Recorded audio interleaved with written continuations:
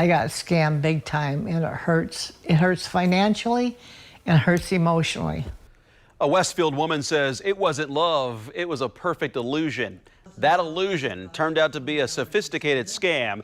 Tonight she's sharing her story in the hopes of protecting others. Valentine's Day is just 2 weeks away. WRTV Investigates Kara Kinney is digging into why romance scams are now on the rise. It's a story you need to share with anyone looking for love.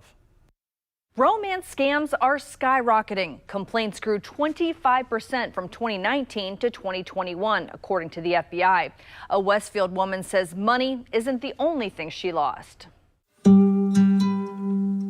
Pat Bright Cruz became a widow in 2020. And I was very lonely after that. Using a dating website, the Westfield woman met her match, a man named Lewis.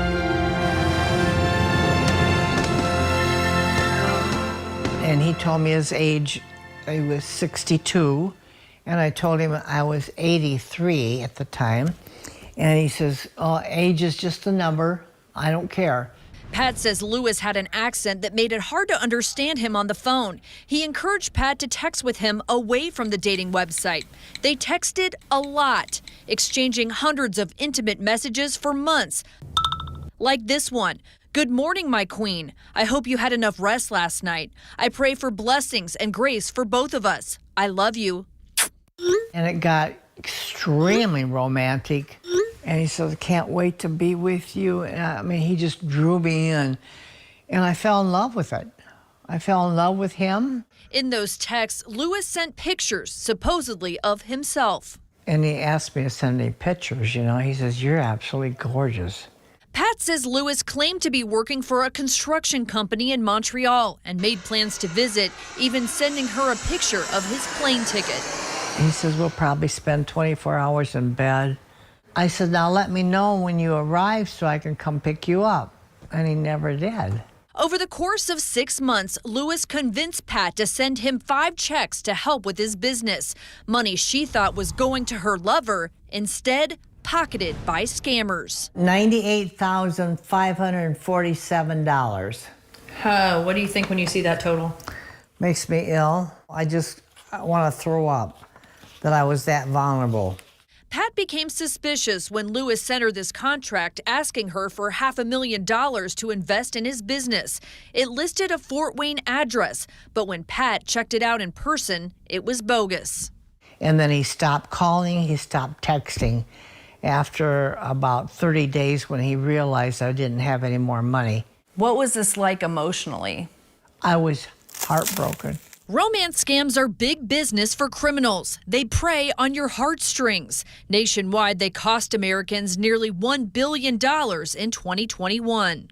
There's a significant increase in romance scams. Scott Barnhart is the director of consumer protection at the Indiana Attorney General's office. Why not catch these guys? Well, these are very sophisticated operations. A lot of this is offshore. It's very difficult for us to pursue these individuals in foreign entities in foreign countries. They focus on getting the money here, but once it gets offshore, it is very difficult for us to track it and trace it and try to catch the bad guys. Barnhart says Pat missed common red flags, including encouraging you to communicate off the dating site, asking you to invest in their business, and not wanting to meet in person, instead relying on photos. Where are those pictures coming from? There are millions of images online that scammers have access to and can pull off of social media platforms. WRTV Investigates used reverse imaging on the photos Lewis sent to Pat, and we couldn't find anything.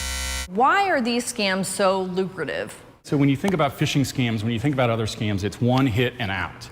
These are so lucrative because people convince themselves, well, this person has been communicating with me for months. There's no way that this is a scam. A family member filed complaints on Pat's behalf with Westfield Police and the FBI. Looking back at everything and knowing what you know now, how does that make you feel? Makes me feel horrible, makes me feel dirty, makes me feel stupid. Pat isn't confident she'll get her money back, but she is confident about one thing. Do you think you'll find love again? Oh yeah, but not that way.